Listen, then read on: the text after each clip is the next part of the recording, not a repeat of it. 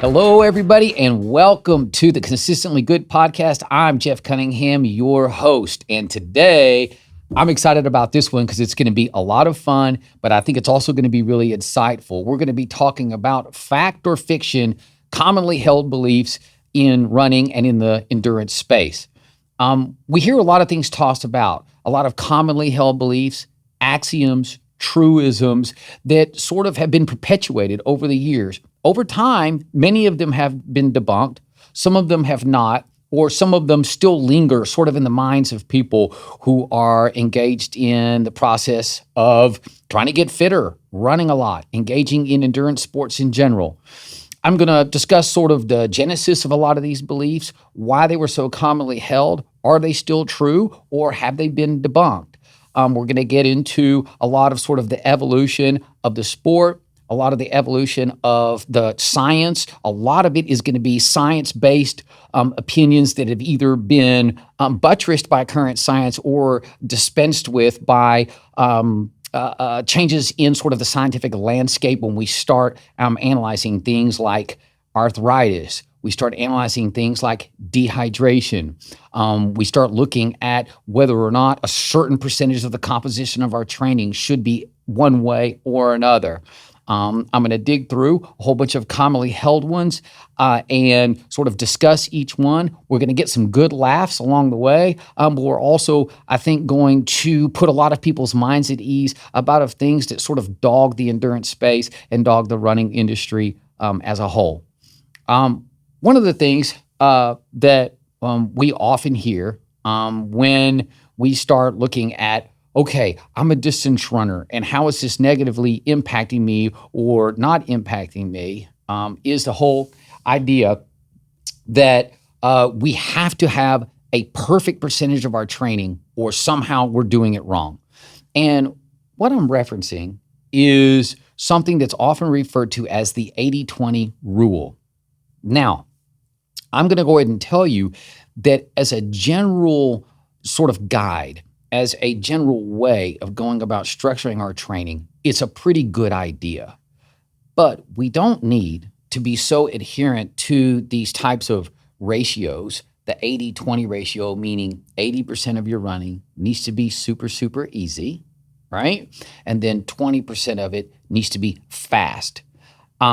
That's not grounded in any specific science that says if you're at 21% of your running hard, you're doomed, or if you're at 90% of your running easy, you're somehow doomed and destined to not reach your goals, destined for failure. That's not the way it works.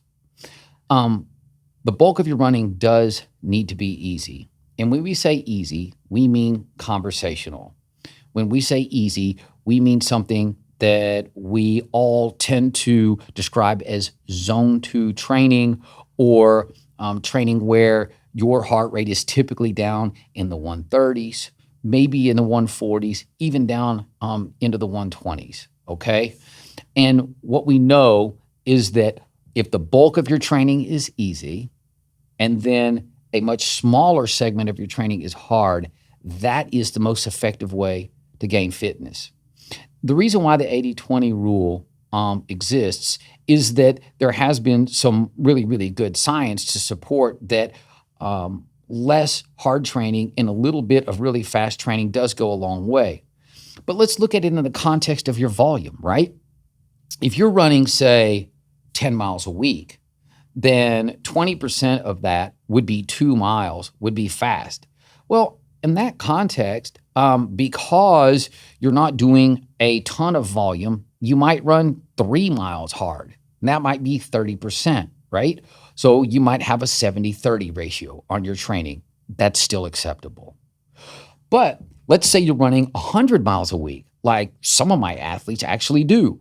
Well, if you do 70-30 on 100 miles a week, then that means 30 of those miles are run at paces faster or significantly faster than goal race pace. That will leave you literally exhausted, and you will be prone to injury. You will be running the risk of getting chronic fatigue. You will have neuromuscular fatigue. You are literally going to become screeching to a halt if you don't wrestle control of this quickly. Okay? In that case, for a 100-mile-a-week runner, it might be an 85-15 split. 85% of your miles in zone 2, easy, however we want to reference it, and then maybe 15 miles of it faster than goal marathon pace or at or below goal half marathon pace, whatever workout you seek to do that's going to meet the demands of training for those races.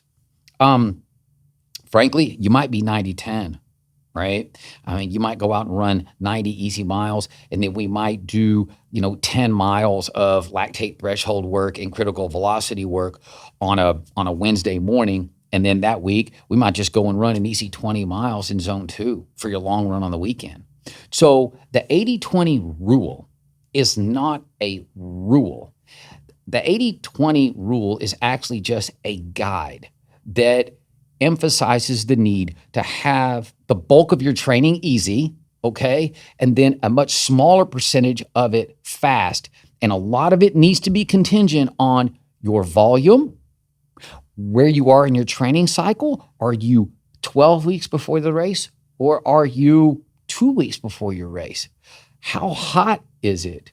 Are you running really, really hilly courses? Are you running extremely fast? Are you doing pure sprint work? You cannot do 10 miles, 15 miles a week of pure sprint work. I mean, technically you can, but I put it to you this way, your body's going to be revolting. Your body is going to dislike you more than anything else on the earth. Your body will say, I do not like you for doing this to me. So let's be smart.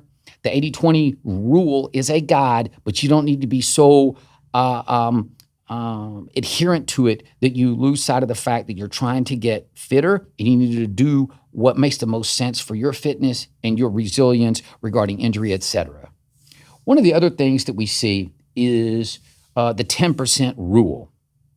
It's actually sort of akin to the 80-20 rule in that people like to take an exact percentage and apply it to how much they increase their training volume per week.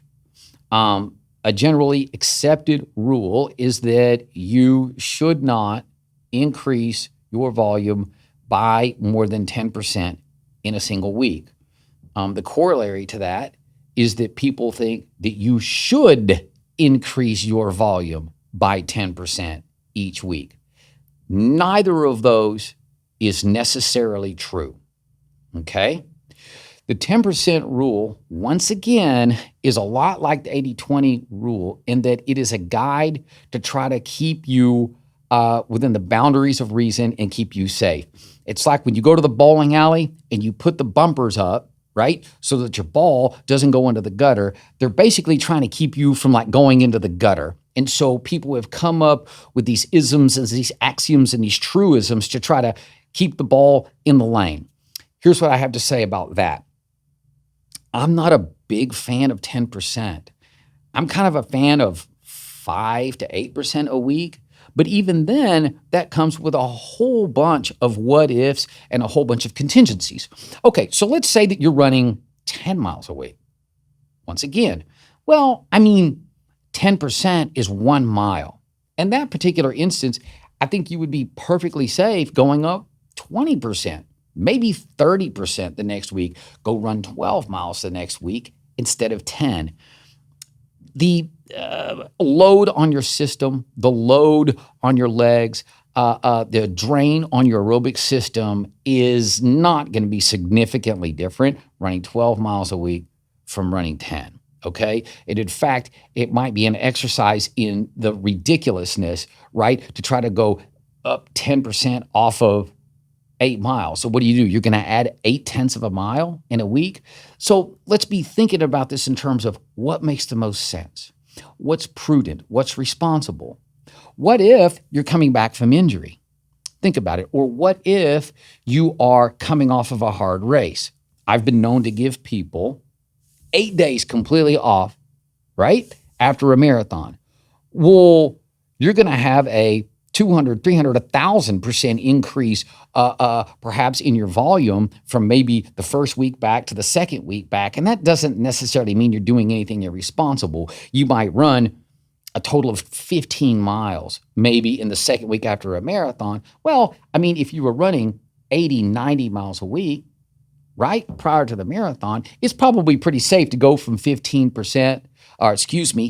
miles to go run 25 or 30 miles, right, in the third week. And that's a massive percentage increase in your volume. So 10% doesn't apply. What about when you're in more of just sort of a steady build phase, right? Let's say that you're running 40 miles a week. Well, 10% is 4 miles. That's pretty reasonable, right? But do you want to go up 4 miles every week, right? Because then 10% of 44 miles would be 4.4. So let's add 5 miles the next week. So we've gone 4, then we go 5, and then what? We go up by 6 the next week. I actually advise against that. I think that that's too fast of a build. I'm a big fan of 5 to maybe 8% increase once every 2 to 3 weeks on your volume, maybe once every 4 weeks. Let's take it to some of the extreme levels, right? Where somebody might be running 100 miles a week. I'm using nice round numbers because I'm not a math major and I'm pretty good at doing percentages of 100, right? So let's say 10% on 100. That's 110 miles. You sure don't want to do that 1 week and then a second week go 121 miles and then the next week go 132, 133 miles, right? I would really, really recommend against that. So maybe once every 14 days, let's add 5 to 8%. So let's go 100, maybe go 100, maybe go 105 to 108, hold there for a couple of weeks, maybe 3, then maybe go up to 125, 115 miles, right? Maybe 6 weeks down the line. So the 10% rule is, once again, something that's trying to help you keep the ball in the lane at the bowling alley. So the 10% rule is just the bumpers that we put up, right? Not a fan of it. Because I believe that it leads to sort of some cookbook, sort of formulaic approaches to training where it's not being particularly cognizant of your realities as far as where you are in your build, how much you're doing, how much does it make sense to do this? Is it an exercise in ridiculousness where you're going up 0.6 or 0.7 miles in a week? So be thinking about that kind of thing and be sensible. The trick is, don't get yourself overburdened. Don't overstress your neurologic system. Don't overstress your aerobic system. And when in doubt, being more restrained, being more conservative, not more aggressive. In most cases, I would recommend being more conservative with your increase and use the 10% rule as a guide, not your governor. Okay? Now, I've heard some interesting things too, such as breathe through your nose. A lot of people, I think, who are maybe new to the sport and have heard some junk science. Frankly, I'm just going to go ahead and call this what it is. That's junk advice, man. Has anybody ever been out there and taken off running really, really, really hard from a standstill and tried to just breathe through your nose? You will turn purple. You will turn every shade of blue in the spectrum if you try to breathe only through your nose. Listen, man, I've heard of a few people getting a stomach ache from gulping air. And I mean, I guess there's a few 11-year-olds that like to gulp air and have belching contests. I get that. The reality of it is, if you're running hard, breathe. There's a reason why when you suck air into your mouth, it goes down your bronchial tubes into your lungs.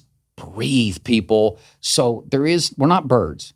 We don't do rotary breathing, like in through the nose, out through the mouth. Listen, that can have some really, really good purpose as far as calming effects, if you're having some anxiety, things like that, right? But at the end of the day, when we're out there in the middle of a 5K, middle of a 10K, middle of a hard workout, middle of a run, man, the reality is breathe air as you need it. Get air in as you need it. Don't already complicate and overwork and overstrain an aerobic system that is potentially being pushed to its max by then limiting the amount of oxygen you can get in. Think about that. If you're only breathing through your nose and the whole aerobic process depends on delivering oxygen to working muscles by breathing it into your lungs, it goes out your alveoli, right? Bottom of your lungs, into your bloodstream, pulmonary artery, and then hopefully ends up getting delivered to where it needs to be going, it being the oxygen. Don't limit your supply by trying to only breathe through your nose. You're not going to be able to run very fast, and nobody wants to find you passed out next to the road or next to the trail because you tried to do rotary breathing like a bird. We ain't birds, right? AVs ain't in our DNA. We're Homo sapiens. Let's breathe it in. The tubes are connected to the throat for a reason. Let's use it, okay? All right. You can't drink too much water. I'll never forget, I was in middle school. We had field day. It was either sixth grade in 1986 or seventh grade in 1987. I can't remember which. Doesn't matter. And I remember at field day at my middle school in beautiful Tyler, Texas, America, we had all kinds of fun events. I mean, you can imagine it's the end of the year. It's April, maybe May. Everybody's got spring fever. We're super fired up about field day. We get to go out and just have a whole lot of fun, right? So you have, I don't know, potato sack races. You've got, the old egg on the spoon races. You've got, face painting, this other stuff. Where one of the contests and one of the booths, I kid you not, was a water drinking contest. I can't make this up, right? And it was to see who could drink like the most water in a certain period of time. Thank goodness it was a really short period of time and nobody was able to drink too much water where they got themselves in trouble. I don't know how many of you used to or still do listen to like drive time radio talk shows, morning talk shows. For many, many years, various morning talk shows, typically they tend to be zany. They tend to have funny little bits that they do.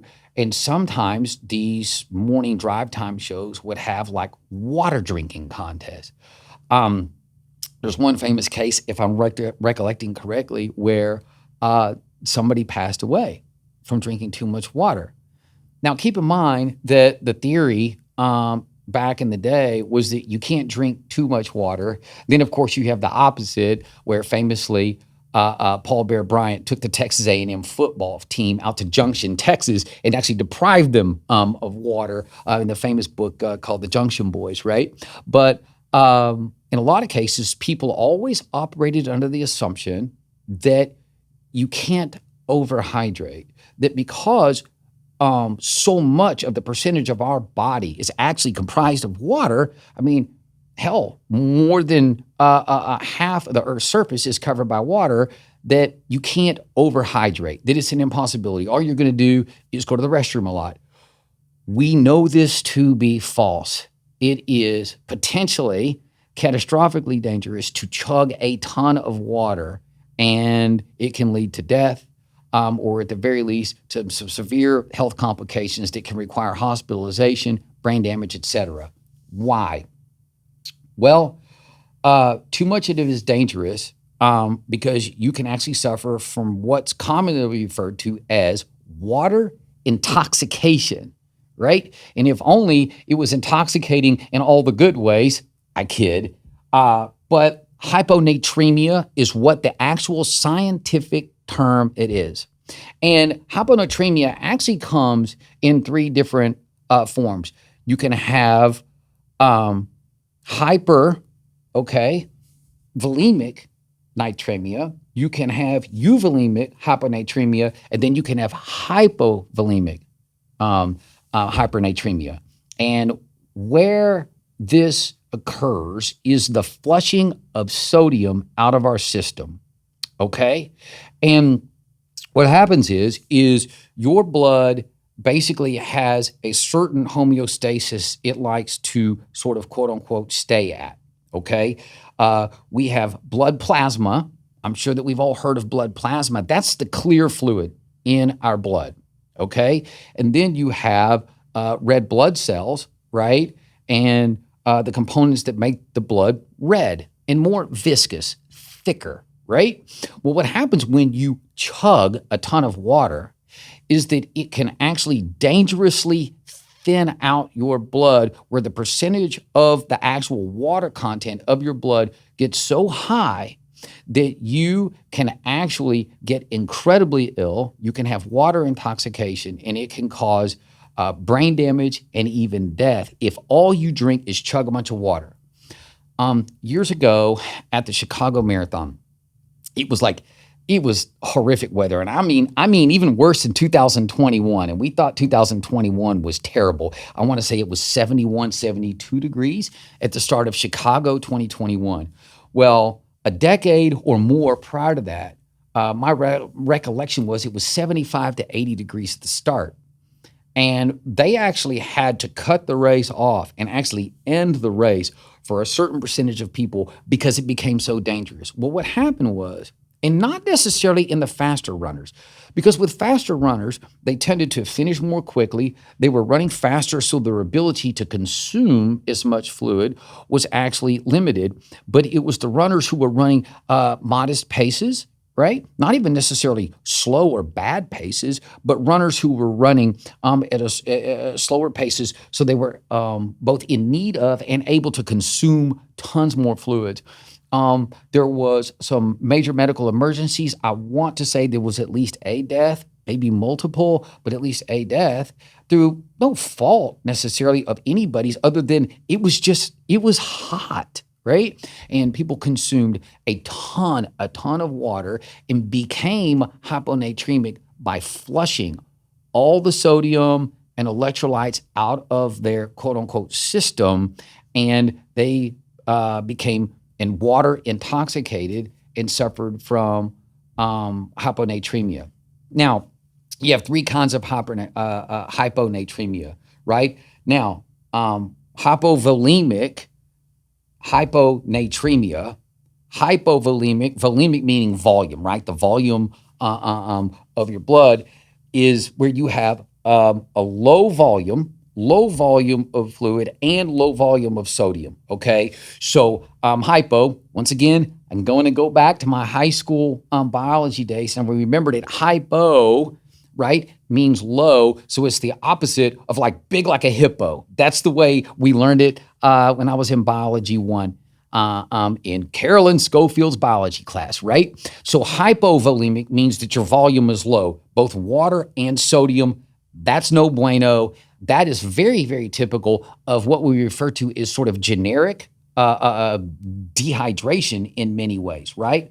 Now, euvolemic hyponatremia is where your actual volume levels are about where they're supposed to be, but really low in sodium, okay?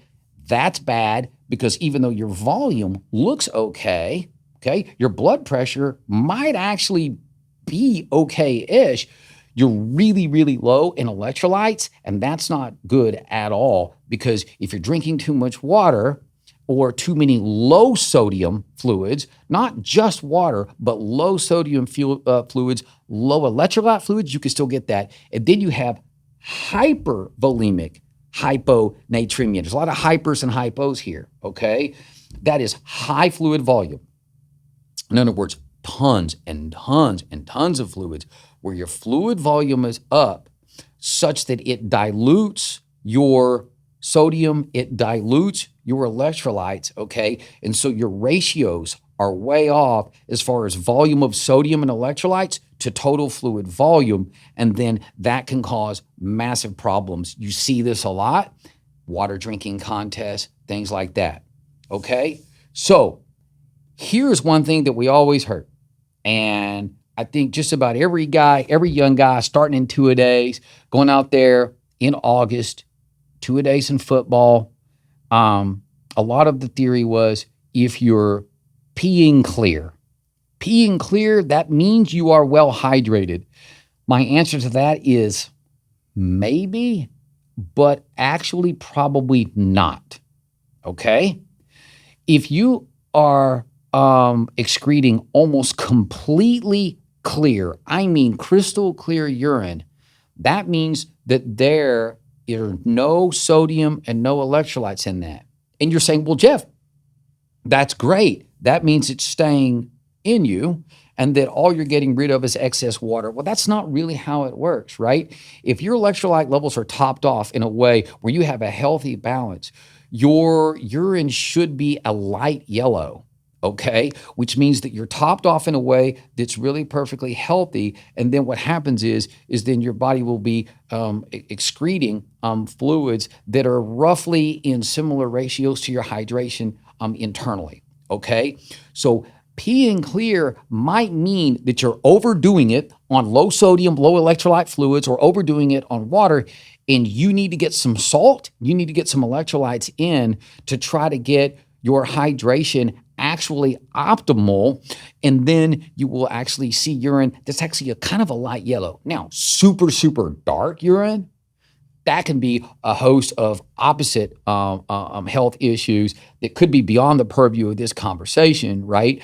But it could also just mean that you're really, really, really low, right, on clear fluids and volume, and that you are actually quite dehydrated from just a pure fluid standpoint, and that you have a really, really sort of imbalance in your body, in your fluids, to where you're actually excreting a really, really high concentration of electrolytes and that you're really low and you actually need to go and drink some water, okay? But that, typically is not the case when we're sort of in a week before a big marathon and we're hydrating and we're trying to dot all of our I's, cross all of our T's. We're trying to control the controllables. Don't over control it to the degree where you're just walking around with a jug of water, just chugging it down. Let's make sure that we're getting a nice balance of sodium. Let's make sure that we're getting a nice balance of just overall electrolyte profiles in the drinks that we drink in the lead in to a big sporting event, whether it's football, whether it's baseball, whether it's a marathon, half marathon, what have you, okay? It is possible to drink too much water. That is what we know. When people are getting into running, I've had so many questions, and it's completely understandable. They say, what is the best running shoe?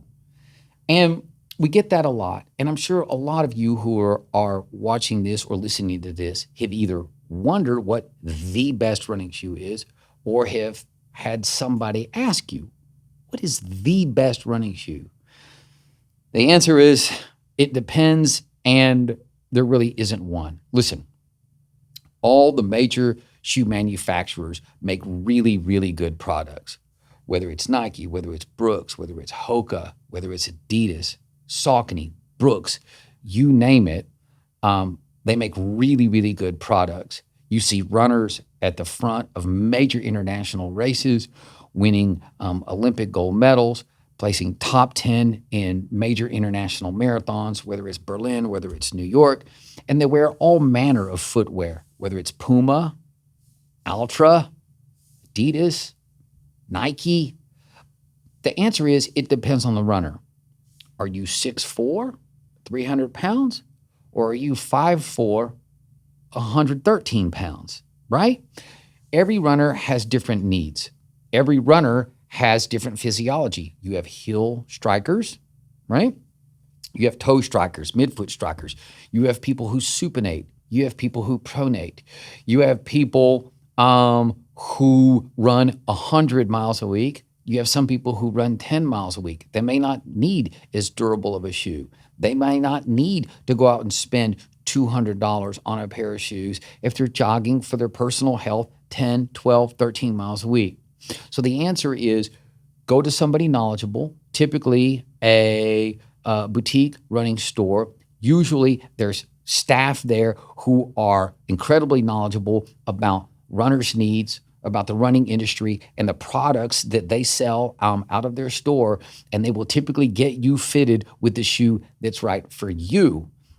I know everybody says, well, this is the greatest shoe ever. And I've had some people come to me with just a brand and say, I hear XYZ brand is the best. Well, even within that brand, they have some shoes that are for low volume training. They have shoes that are for running short road races. They have shoes that are for running track races. They have cross country spikes. They have marathon racers. They have shoes that are built for high volume training. They have shoes that are motion control shoes for people who may have motion control issues, supination, pronation, as I mentioned before. So even within a shoe brand, there's so many different variations that nobody can say this is the best shoe.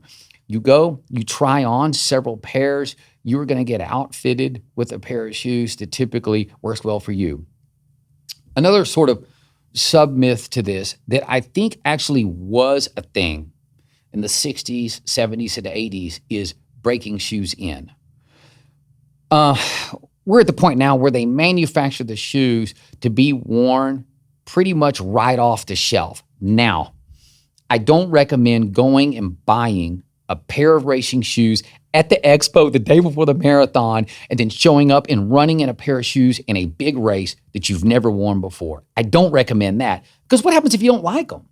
What happens if that just doesn't fit your foot morphology and you just get horrible blisters by the time you get to the 8th mile of a marathon, or it's got too much of a drop from heel to toe, and then suddenly it causes lower leg pain, right? Well, that's just, that you didn't try the shoe out enough. But breaking the shoe in other words, well, it gave me severe blisters for 2 weeks. If I keep wearing them, when I get to the 4th week, the blisters are going to stop. I would recommend against that. We don't really need to break shoes in anymore. Shoes generally should fit really well right off the shelf. If you go buy a new pair of training shoes, you should be able to go out and run 5, 6, 7, 8 miles, literally the first day. And if they fit your foot and they fit well, they should feel great from day one. So breaking shoes in, I would maybe give them a second try if you're like, I don't know, that was kind of weird, but don't spend a whole lot of time running in shoes that hurt your feet. Life is too short, okay, to engage in wearing impractical footwear when we're running down the road. Save impractical footwear, okay, for you're not out on the town where you just have a pair of shoes that matches your outfit so well, you just have to wear them. Hey, listen, that's great, because we're not engaged in performance-based activity. You're not on the clock. You're not about to ruin a race day or lose a week of training because you rubbed a hole in your plantar fascia, right? So the fashionable footwear, changing up footwear, doing all that, save it for a night out on town with the girls or the boys. Let's wear what feels good. You shouldn't have to break them in. They should feel good right off the shelf, okay? All right, guys, I want to pause just for a second to talk to you about 2 of my favorite products manufactured by BPN. As a coach, I'm always looking for that edge, and I'm always looking for that edge for my athletes specifically. In the endurance space, fuel, focus are super important. G1M Sport, G1M Sport Plus provide all of those. Now, G1M Sport, you can use pre-workout and pre-race and intra-workout and intra-race with that wonderful combination of sodium and cluster reduction carbohydrate. We ratchet it up a bit with the G1M Sport Plus that adds in nootropics for cerebral function and focus, and then caffeine, which accomplishes the same and is a legal performance enhancer. G1M Sport Plus, you want to use this as a pre-workout and a pre-race to get you ready to be as razor sharp as you can be and fueled going in for maximum performance. G1M Sport, you can then use it during that workout and during that race. You can even hit some of it before your workout in your race. At the end of the day, this in the fueling world is when perfection collides. BPN is on the cutting edge of endurance fuel. So go to bpnsubs.com and pick up your G1M Sport and your G1M Sport Plus to maximize your potential as an athlete. When we look at some other things that people have said over the years, and I'm sure we have heard a lot of these things, running is bad for your knees. Okay, now listen here. Running is not bad for your knees. And you can see where the logic is, though, right? Because your knees, obviously, are at the joint in the middle of your legs. And there's this concept, right? That you have axial load, right? And gravity does its work. Everybody has seen grandma, right? And she might have been 5'2" back in 1990, right? And now here we sit 35 years later, and she might be 4'11". Well, gravity does do its work. It's a concept called desiccation. It's the drying out, mostly of the discs, right, in our back. And so you lose some water content and the discs sit down on themselves and we get scrunched down a little bit, right? And so you can lose height. Heck, my great grandmother was, I think, 4'8", 4'9", when she passed away at the age of 96, right? But my nana was probably over 5 feet tall when she arrived here from southern Italy in 1909 or 1910, right? And so the concept that gravity does its work, I think, has been sort of pervasive in the thought on what we're doing to our bodies by running. And I say doing to our bodies because there's a certain segment of people out there that don't understand running. It's viewed as a largely quixotic pursuit. They don't appreciate sort of what we as a running culture get out of it, both psychologically and physically. How could you possibly like that? And so I think that there's this element of trying to come up with good reasons to not do it. I'm going to come up with reasons to not move my body. I'm going to come up with reasons why it's healthier for me to sit in my mom's basement, gaming, licking orange Cheeto dust off of my fingers, and I'm going to feel better about me by explaining to you next to the water cooler on Monday morning why your 12-mile run is far more damaging to you than their sedentary lifestyle is as Cheeto dust lickers. All right? I'm here to tell you that it's not true. There's been some really, really good research done in prepping for this. I was actually reading some research that's come out of Northwestern University, Harvard University, studying the science of axial load on human joints. Here's what we know. Running, and if you think about it, it's actually quite intuitive if you think about it, because if you go into rehab and you have some sort of an imbalance or you have something that's hurting, many times when you go into rehab, what do? They give you rehab exercises, typically strengthening exercises, right? Strengthen your glutes, strengthen the muscles in your quadriceps or around your knees because you might have some patellar tendonitis or some other issue, right?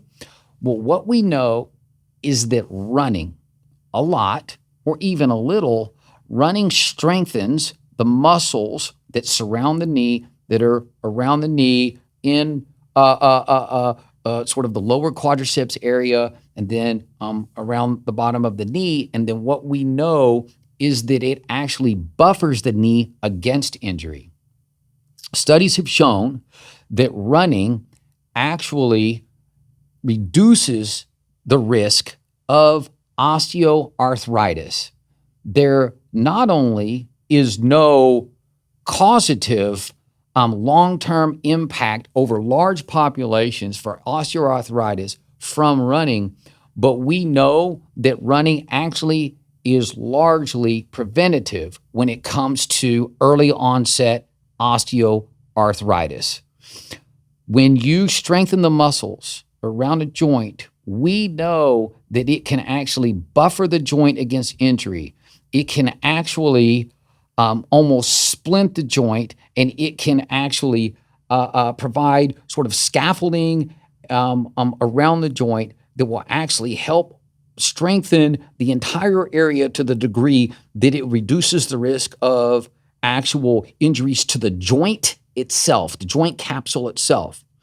I'll never forget that to elucidate this point in some fashion, I had a friend who played football in college. And he went in, I'll never forget it. It was a homecoming game, and we were playing Iowa State, and he put his head down and he broke his neck. But didn't realize that the neck was broken. And the reason why it didn't behave like that for a long time was that his neck muscles were so strong that it actually splinted, believe it or not, his neck. And it's like, oh my God, once we found out what was going on, and the situation was obviously taken care of with an incredible amount of urgency. But the point is that increased musculature and ligamentous strength actually can strengthen a joint and actually buffer it against other injuries. In fact, in that case, it didn't buffer it against injury, but it kept it from being any worse than it needed to be. So when you look at the cartilage, people say, okay, well, what about the cartilage? What about the cartilage in your knees? It's interesting because studies now show that moderate to significant actual stress on certain structures in the body actually creates more resiliency and more strength. And so we've actually seen situations where cartilage can actually regrow itself, and cartilage can actually be strengthened in the actual knee joint because of running, not in spite of running. And it makes some sense because there's been an evolution too when you look at bony injuries. Obviously, the thought process used to be, when it comes to bone injuries, specifically stress fractures, is non-weight bearing. Don't put any weight on it. Simply let the bone heal before you do anything. We now know that moderately applied stress actually can help it heal, right? So now we have things like these Ultra G treadmills, and oh my goodness, those things, I think they're $250,000, maybe sometimes even 300,000, maybe $500,000. Some of these super advanced Ultra G treadmills where they can offload some of your weight. So we now know people who have had foot fractures, femoral stress fractures, femoral stress injuries, tibial, fibula in the lower leg, bony stress injuries, that instead of doing completely offloading, right? Conventional wisdom was get in the pool. Don't touch your foot to anything. Don't apply any stress. It's going to keep the bone from healing. Well, we now know that if you apply a little tiny bit of stress to a healing fracture, it will actually stimulate bone growth and it will actually help it heal faster. That's the reason why you have bone stimulators, right, that some orthopedic surgeons might insert to actually help stimulate bone growth, because we now know that applying some sort of stress or some sort of stimulus to a fracture site can actually help it grow back. You need to make sure that you consult your physician, obviously, on this, and make sure that what you're doing is in keeping with what they want to do, because you could have a displaced fracture, you could have a stress reaction, you could have a stress fracture. And so there's different kind of bony injuries, but we know, generally speaking, that across the board, completely never applying any stress to the bone generally is not accepted anymore as the way to proceed. So if you run into those kinds of problems, consult your doctor. But just laying around in your recliner, watching your favorite team lose to somebody on Sunday probably isn't the best way to heal a bone anymore. Here's one that's always been sort of interesting to me, going back to hydration in water, and there's a few of them. One of them, coffee and tea, and the debate over whether it's good or bad for runners or for athletes who are sweating a lot and engaging in high-level physical exercise. I'll never forget. When I was a young guy and I just started running, I would say in the 1980s, there were these rumors coming back that some foreign athletes who were running in these big marathons, New York, Boston, we would hear that some of these athletes, some of them from some of the East African nations, would drink coffee in the morning before a big race. And we used to absolutely howl at this, because we were so sure that that was a really, really bad idea. Because if you think about it, what have we always been told?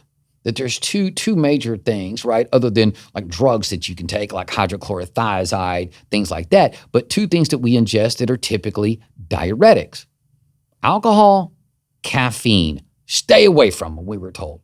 Well, think about it. We now have manufacturers putting caffeine in gels. And you have to ask yourself, well, why is that? Well, now it's commonly accepted that caffeine in modest amounts is actually a performance enhancer. So the question is caffeine in and of itself dehydrating? And the answer is, other than in severe cases or high volumes of caffeine being ingested beyond anything that's normal, the answer is probably not. Probably not, guys. Some studies show that as much as 400 milligrams of caffeine a day leaves people no more dehydrated than people who are drinking non-caffeinated beverages, right? What is actually one of the bigger problems, as I touched on earlier, is drinking fluids that are devoid of sodium. That typically is what sort of gets us in trouble. Let's use our common sense here. When we're brewing coffee in the morning, what do you fill the reservoir with? Water, okay? And then you put the coffee grounds in, or if you're using an espresso machine or a Keurig machine, you pop a pod in, right? And then the water flows through it. It's basically, food coloring. It's brown that happens to have some caffeine in it to give you a little upper neurologically, right? But literally 90, I don't know what percent, but 98, 99% of what you're drinking is water. Coffee in and of itself, iced tea in and of itself are not dehydrating. Our bodies will actually absorb water from anything that we put in our bodies that has water in it and use it effectively. Tea, coffee, Gatorade, G1M Sport, BPN electrolytes, lemonade. It really doesn't matter because every single one of those things is almost all water. So caffeine in and of itself is not dehydrating. It is actually the opposite. Those young men and those young women who we so haughtily, because we had it all figured out, right? We know everything about science. Look at those people. They don't know what they're doing. Oh, they knew. They knew, perhaps unwittingly, but drinking 4-5 ounces of coffee before a race is a mild performance enhancer. We have now figured it out. We can drink pre-workout or pre-run beverages that have sodium, that have carbohydrates in them, and have caffeine in them. We now have gels that have caffeine in them, okay? Because we know that it can actually help us run faster, and it doesn't have any deleterious effects on our overall hydration, all right? Now, one of the cautionary tales that has to come with caffeine is some people, it can cause GI problems, okay? It doesn't have anything to do with dehydration. It can just sour your stomach. For some people, it doesn't sit well. And so you just sort of learn from trial and error how you do with that. One of the advantages is when you're drinking warm fluids is that we know that it stimulates peristalsis.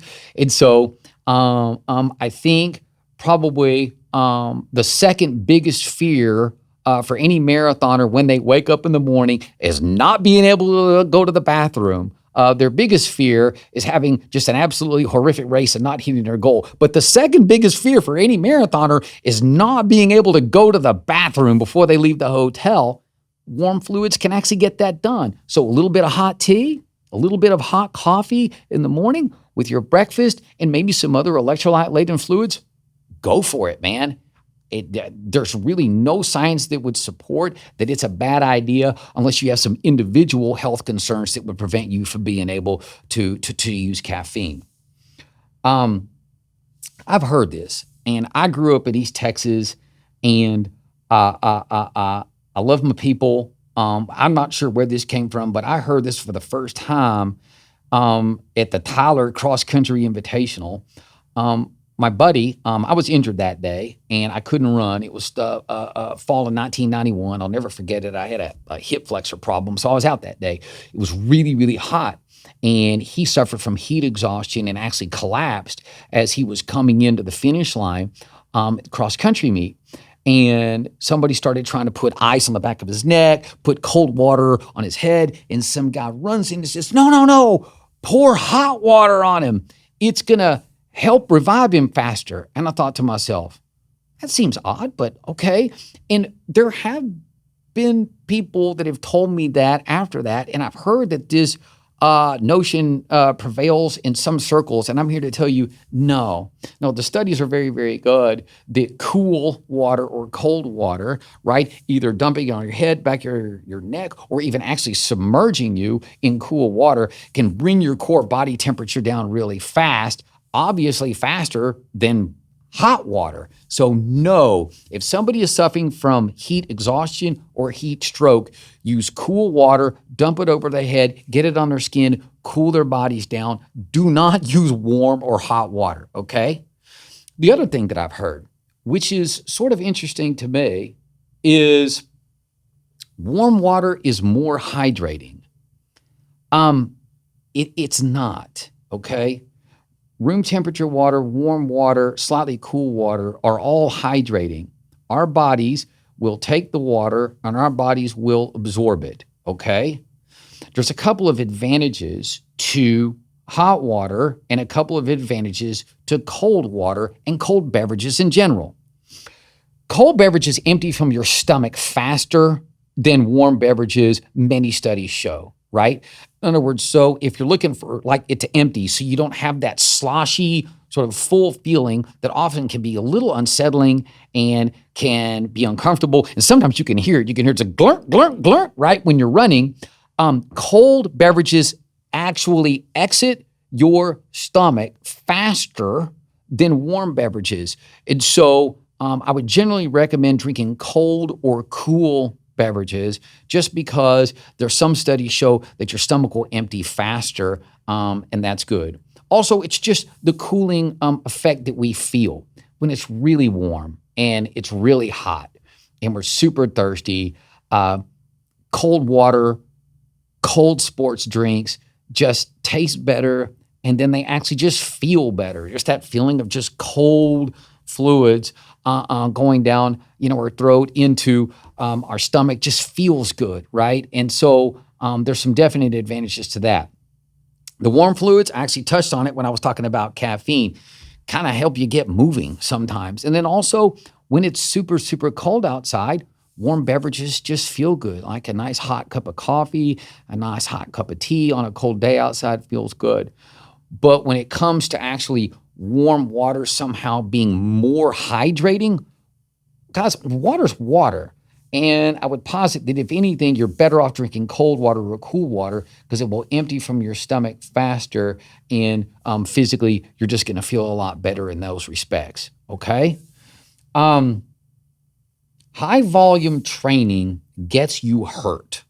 And that is something that I've really, really wrestled with as a coach, okay?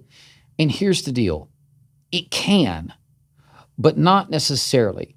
I think imprudent training gets you hurt. I think imprudent coaching can get athletes hurt. I think that having certain pre-existing conditions, such as bad bone density, generally referred to as osteopenia, in the worst case is osteoporosis, can then make you more susceptible to injury. High volume in and of itself, I have actually found very little anecdotal correlation in my coaching over the last 24 years. Very little anecdotal evidence that volume itself, judiciously and very intentionally built up over weeks, months, and years in some of my athletes, doesn't get them hurt, okay? Some of my least injured athletes who I coach are mid to high volume to extremely high volume runners. Some of the most oft injured runners who I coach are some of my lowest volume runners. And there's possibly some reasons for that, and I would posit that some of them are fairly self-evident. If you're a low volume runner, it might mean that you're new to the sport and that your body simply hasn't built up the internal calluses to be able to handle higher volume, and we just simply have to take our time with it. It doesn't mean that we heard anecdotally that this one person ran 100 miles or 80 miles or 70 miles one week and got a stress fracture. That means I should never run high volume and nobody else ever should because one person did. I mean, that was like arguing against the seatbelt laws in the 1980s in Texas, right? We would hear these anecdotal stories about this one guy who drove his car over the cliff and he wasn't wearing his seatbelt and he got thrown out and he lived. Had he been wearing his seatbelt, he would have died. Don't wear your seatbelt. Yeah, that's probably not a great idea, guys. That's probably not a great idea. Anecdotal stories and anecdotal evidence used to support your theory, okay, is not scientific and it's not good evidence. Not always, okay? In this particular case, I would argue that imprudent increases in your running volume. Remember the 10% rule? If somebody goes with a 20% rule, I'm going to guess you probably have a chance to get hurt if you raise your volume 20 or 30% every single week. You're probably going to get banged up, sore, burnt out, get some door dings in you. Probably not going to be a great outcome for you, right? I would posit that doing way too much speed work, overstressing an already taxed system. You have microfiber tears in your connective tissue, your fascia, your actual muscle belly. You're going to be at risk for muscle strains, ligament tears, Achilles tendon injuries. And it might not have had to do with the volume that you were running, but the trauma that you were inducing by doing the volume at incredibly high intensities, at imprudent paces, doing work that is too, shall we say, dense in hard workouts, as opposed to spacing everything out nicely. The volume itself is really good. We are natural runners. We are the best endurance athletes out of virtually every mammal on the face of the planet. We, in short term and basically shorthand, for lack of a better way of putting it, we're born to run. We are, okay? And the reality of it is we can handle running significant volume. Our species has proven it over thousands of years, hundreds of years, and over the last several decades that we can handle running fairly significant volume if we do it prudently and we are adherent to good principles, scientific and otherwise, in going about implementing a training plan. You're going to be okay. High volume doesn't equal injured. Low volume doesn't equal uninjured. That's not the way it works, okay? Here's one of the things that I get. I keep getting outkicked in my races. Therefore, I need more speed work. My answer is maybe, but probably not. What we think about when we think of a kick is a fast person. We think of a sprinter. We think about somebody who goes from maybe heel striking and midfoot striking to magically getting up on their toes and just blasting away from the competition and just raising their arms triumphantly when they hit the tape because they had this great kick and they outsprinted everybody. Well, yeah, that occurs. But why did it occur? How did it occur? And here's some things that I have figured out and that I have covered in other discussions at other times about training, is that typically it's the person who's fittest who often has the best kick.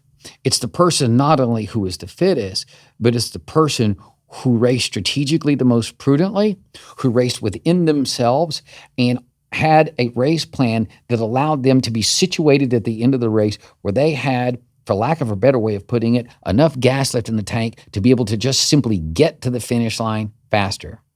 Now, I've talked before about one of the great coaches of all time who said the definition of a great kick is not who can run 400 meters the fastest, it's who can run 400 meters the fastest at the end of a 10K race or the end of a half marathon. How do you do that?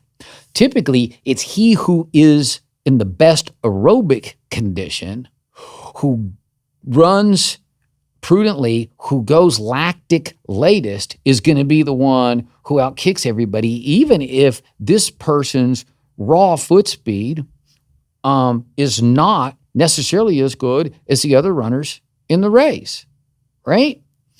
I've seen, for instance, at the United States Championships, right, people winning the 10,000 meters, people winning the 5,000 meters, who might not have had the most blazing foot speed out of the entire crew on the starting line, but they were in the least amount of lactic debt, anywhere from a minute to 90 seconds up to 3 minutes prior to getting the finish line, to where they could then run fast.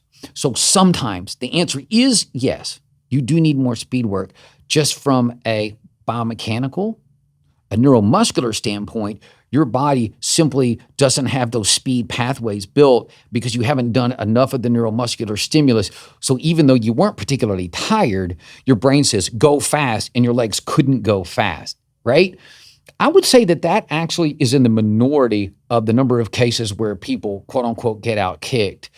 Typically, somebody is having trouble closing fast in races due to a low volume training plan, not enough lactate threshold running or aerobic threshold running. In other words, not enough tempo running, not enough work, running critical velocity type paces where you're building this massive aerobic engine with lots of mitochondrial density. So they just basically go into oxygen debt early, tie up, rig up, and just get blasted coming home.